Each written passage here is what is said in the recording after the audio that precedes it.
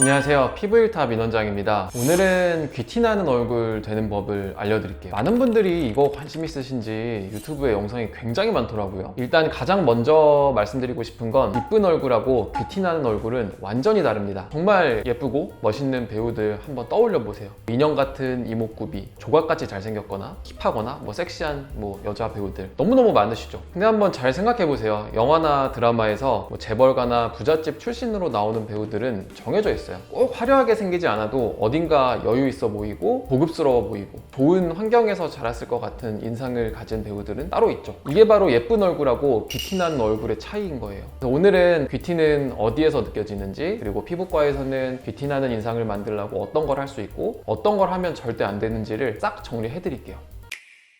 완전히 비의학적인 단어죠. 교과서에 안 나옵니다. 그냥 부자 같아 보인다, 고급스러워 보인다 이런 의미로 많이 쓰시는데 제가 한번 분석을 해봤더니 이런 특징들이 있더라고요. 첫 번째는 가질 수 있을 것 같은데 막상 가지기 어려운 거예요. 그러니까 너무 멀면 그냥 그거는 다른 세계 사람인 거고, 우리가 보통 말하는 귀티는 가질 수 있을 것 같은데 막상 가지려면 어려운 것들. 두 번째는 일을 많이 하는 거, 그 느낌의 반대편이에요. 피곤해 보이고 어딘가 삶에 찔들어 있고 어딘가 조급해 보이고, 그러면 아무리 잘생겨도 귀티가 나지 않을 수 있어요. 반대로 일을 안 하는데 여유 있어 보이는 느낌, 이게 귀티의 또 핵심 조건입니다.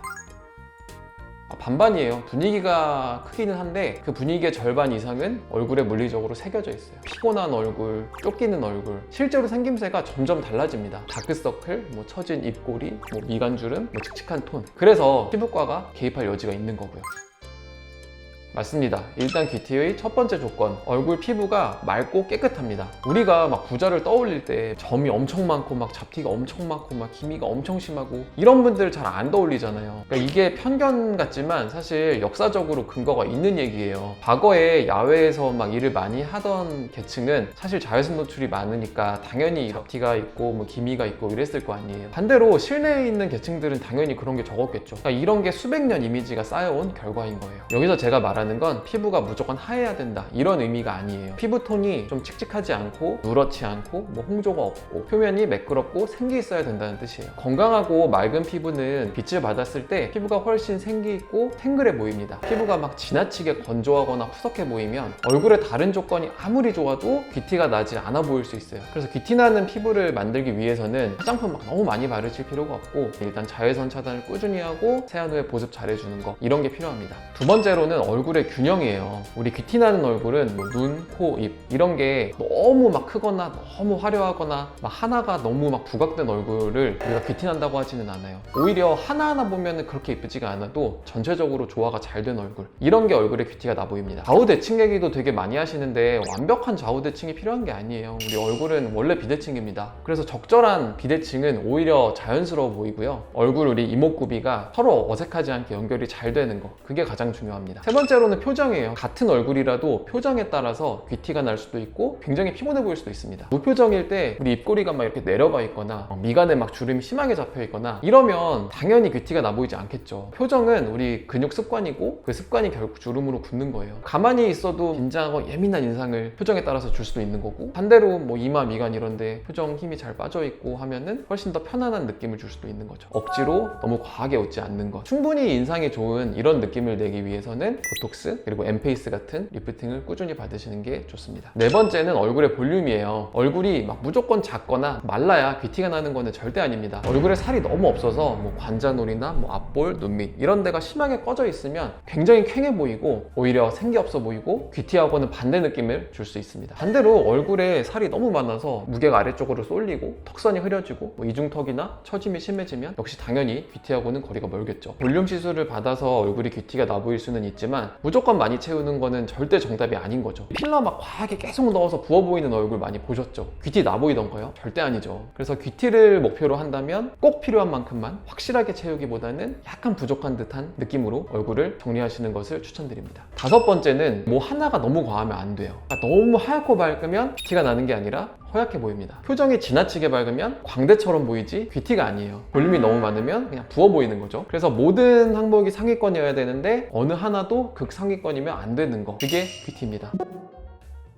절대 아니죠. 저는 피부과 한 번도 안 갔어요. 이거를 자랑하는 분들 계시잖아요. 물론 너무 멋있습니다. 자신감 당연히 존중합니다. 근데 그 태도랑 얼굴에 남는 결과는 완전히 다른 거예요. 시간은 누구한테나 똑같이 흐르고 노화는 결국엔 누구한테나 옵니다. 물론 귀티하고 멀어지는 시술은 분명히 있어요. 제가 개인적으로 권하지 않는 게 몇 가지 있는데요. 거상수술, 애교 필러, 눈썹 필러, 실리프팅. 오해하지 마세요. 이 시술들은 다 좋은 시술입니다. 무조건 나쁘다는 게 절대로 아닙니다. 필요한 분들은 꼭 하셔야 하고 저도 많이 하는 시술입니다. 근데요, 이 시술들의 공통점이 뭐냐면 좀 인위적으로 끌어올린다든지 얼굴에 강력한 포인트를 주는 시술이라는 거예요. 포인트가 강한 얼굴은 매력적일 수 있어요. 근데 귀티 나는 얼굴은 아니에요. 얼굴에 조화가 중요하다고 했잖아요. 그 조화를 깨고 하나의 강력한 포인트를 주는 거는 매력적인 얼굴을 만드는 거지 귀티 나는 얼굴을 만드는 게 아닙니다. 방향성만 보자면 뭐 더하기보다 고르고 다듬기, 포인트를 만드는 게 아니라 편차를 줄이는 거, 꺼진 데가 있으면 과하지 않게 자연스럽게 살짝 채워주는 거, 이런 게 귀티를 만드는 포인트인 거예요. 그리고 귀티가 나는 사람들은 사실 얼굴만 관리를 하는 게 아닙니다. 첫 번째는 머리숱이에요. 이거는 뭐 설명이 필요 없죠. 머리숱이 많으면 무조건 어려 보이고 그 자체로 여유 있어 보이고요. 이거는 사실 타이밍이 중요해요. 우리 머리 다 빠지고 나서 뭐 수술을 한다, 뭐 치료를 한다, 이거는 사실 효율이 훨씬 떨어지고 비용도 더 많이 들고요. 미리미리 예방하는 게 무조건 저렴합니다. 만약에 내가 탈모가 될 가능성이 있다, 좀 유전이 있다 하면은 현실을 부정하지 마시고 그냥 미리미리 치료하세요. 두 번째로는 손등하고 목입니다. 사람들이 얼굴에는 많이 투자를 하는데 목하고 손등에는 투자를 많이 안 하는 경우가 많죠. 그러다 보니 우리 얼굴은 나이를 속여도 목은 나이를 못 속인다, 뭐 이런 말들이 나오는 거고요. 그리고 사회가 점점 발달할수록 관리의 범위가 점점 늘어납니다. 예전에는 얼굴만 했는데 요새는 목하고 손등 관리 굉장히 많이 하시고요. 이런 게 점점 늘어나면서 이제 데콜테로 다음에 갈 거예요. 손등이랑 목이 왜 중요하냐면 햇빛을 영향을 아주 강력하게 받는데 관리는 사실 제일 안 하는 부위거든요. 방노화가 그대로 누적되는 부위예요. 그리고 또 피부가 굉장히 얇죠. 그러니까 조금만 노화가 진행되면 피가 확 납니다.